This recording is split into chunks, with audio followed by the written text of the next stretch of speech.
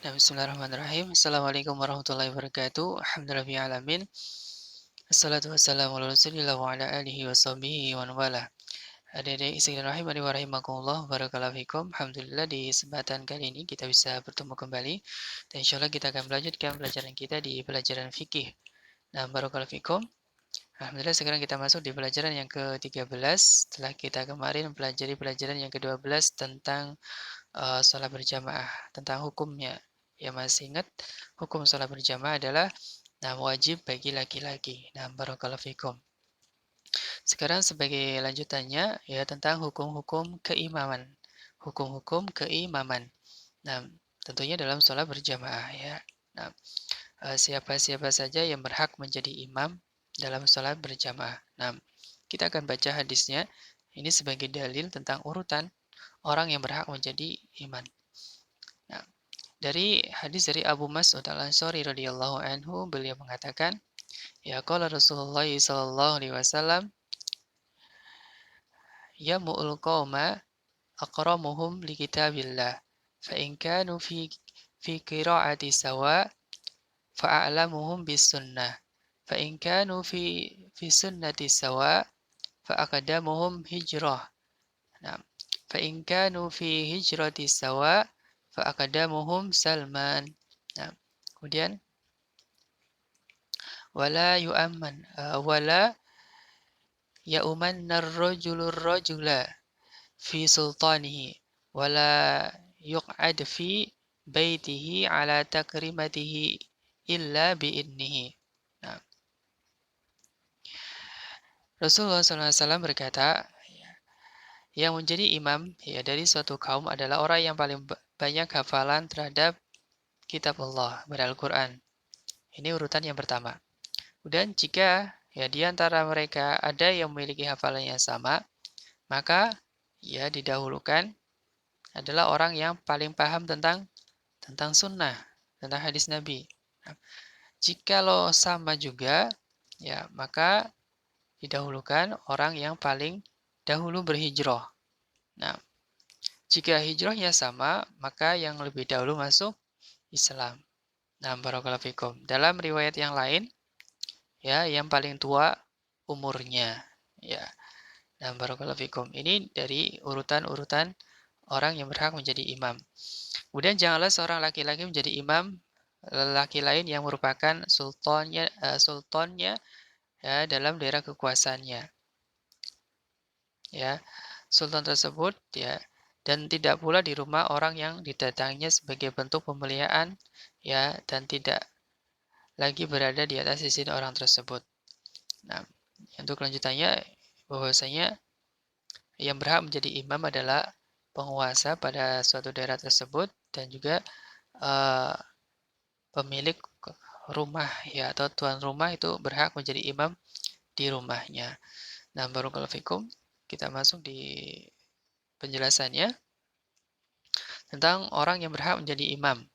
Ya, orang yang berhak menjadi imam. Yang berhak menjadi imam sesuai dengan urutan berdasarkan hadis tadi. Hadis dari Abu Mas'ud Al-Ansari.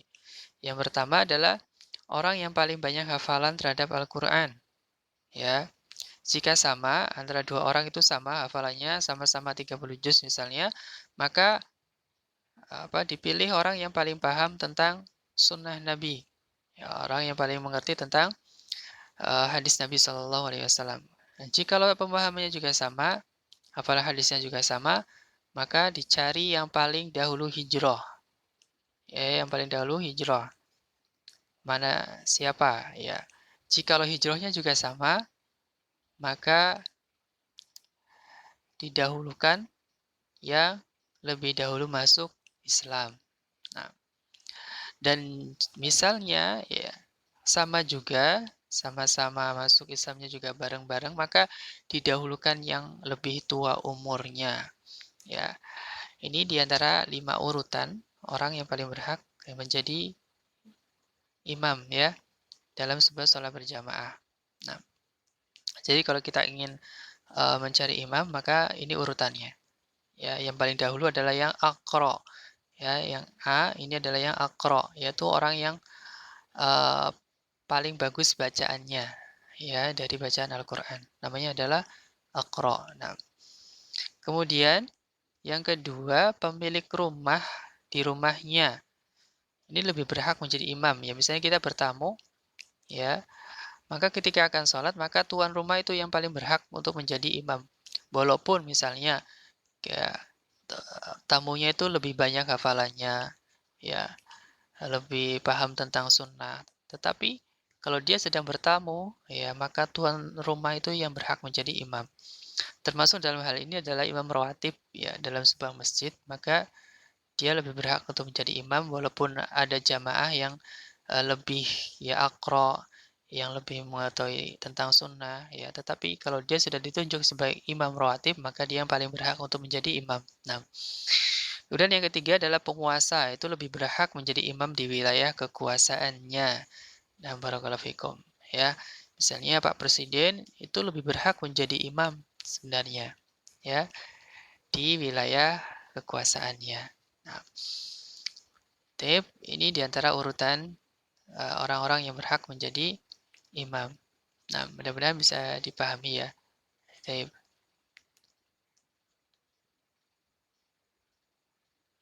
Nah, ini kita ke pelajaran yang satu dulu ini, ya, tentang hukum-hukum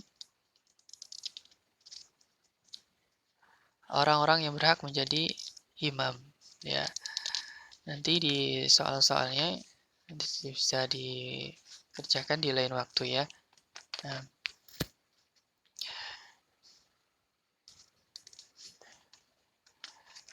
tapi barakallahu fikum mungkin hanya sampai di sini dulu di pelajaran kita, di pelajaran yang ke 13 ini. Dan insyaallah kita akan lanjutkan di pertemuan yang akan datang biidznillah taala. Nah, barakallahu fikum. Wallahu taala alam. Subhanakallahumma bihamdika asyhadu an la ilaha illa anta astaghfiruka wa atubu ilaik. Assalamualaikum warahmatullahi wabarakatuh.